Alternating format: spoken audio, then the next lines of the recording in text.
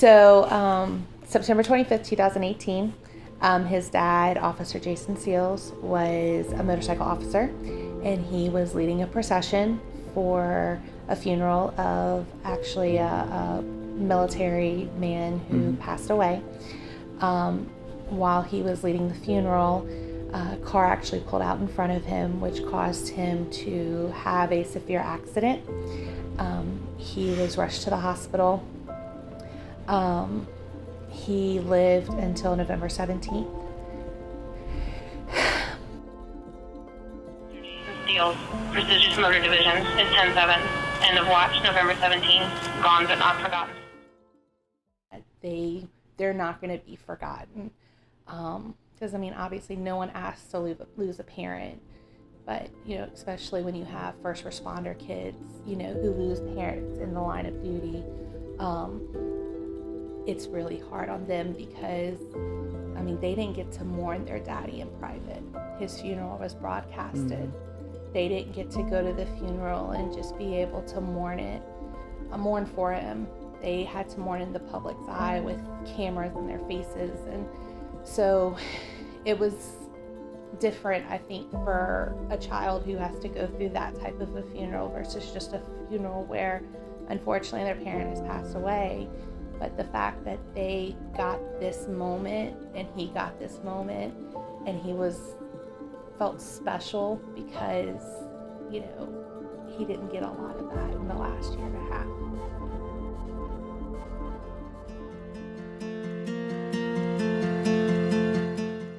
Bit harder.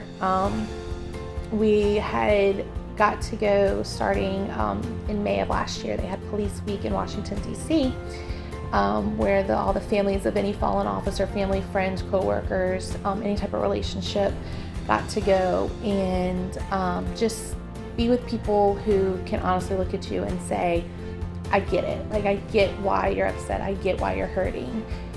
Kids, him and Lily made so many friends that week.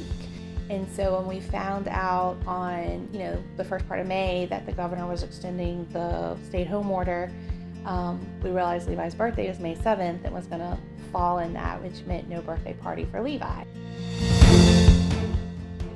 And so Lily's like, Mom, why don't you see if we can get some of the, Slidell people and some of the, the fire truck to come out. So call Charlie Eskew, who's a friend of a family's, who is still a Slidell police officer. And he said he would help head everything up too.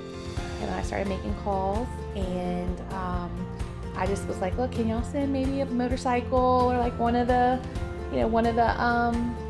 SUVs or whatever? And crazy. Yeah, and it ended up becoming what it became.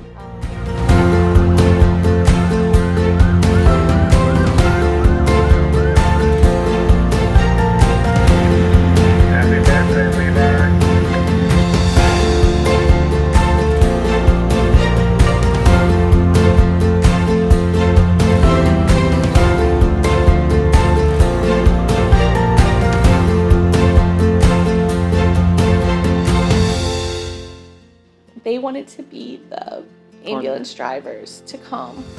And the story behind that was when Jason got into his accident, they were actually going to get Life Flight to come and get him because he flew, I think they said 50 feet in the air.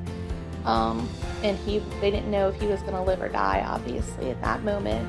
Well, the two EMT, the two paramedics made the call and said, by the time Life Flight gets here, we could have him at university. And they loaded him up and took him to University Hospital. And the doctors at the hospital said that had they not done that, had they waited for Life Flight, he would not have survived the Life Flight. He wouldn't have survived as long as he did. The only reason he survived as long as he did was because the EMTs got him to the hospital as quick as they did. So when they came out, they both it meant a lot to them because they were able to finally tell two people who they considered to be heroes, thank you. Because without them, they wouldn't have given their dad a chance to survive.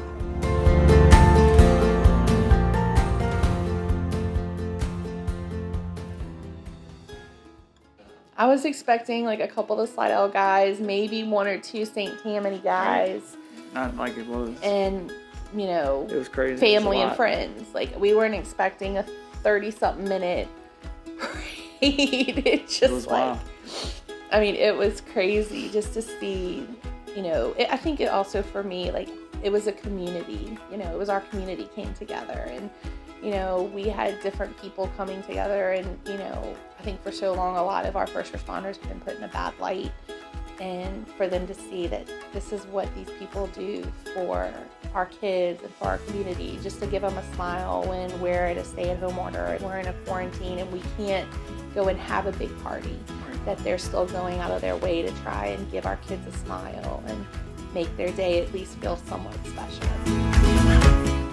Thank you for making that day special, especially in the dark times that we are with this COVID and stuff. It made a bright spot. It lit up everybody. I had goosebumps out there during the parade. But it brought not just our family and Levi, but just to see all the people out. I think it brought a nice high and awesome energy just to the whole subdivision at that time. I mean, that's what I had to tell like everybody who helped. I just told them, I'm like, thank you. Like, I have no other words. And it makes you feel good as a parent knowing that your kid, you know, your kid's making a difference, even though you don't realize it. Because I think as a parent, you're always wondering, am I raising a good kid? Is he going to become a productive member of our society? Is he sharing the love of people and of God? And to know that he actually affected people, for them to drive that far just for him. Just to make his day special. Made it pretty awesome.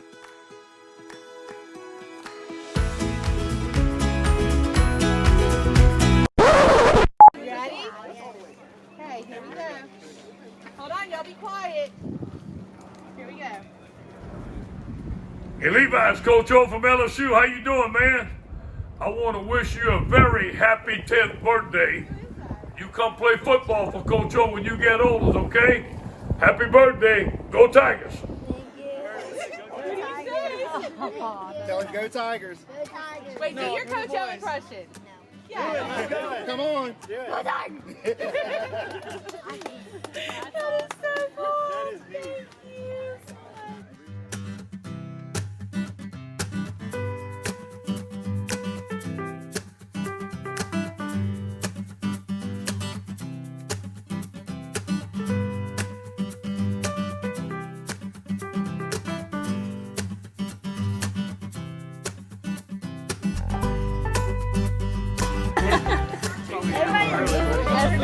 Everybody in the world. You notice there was no cars down Breckenridge.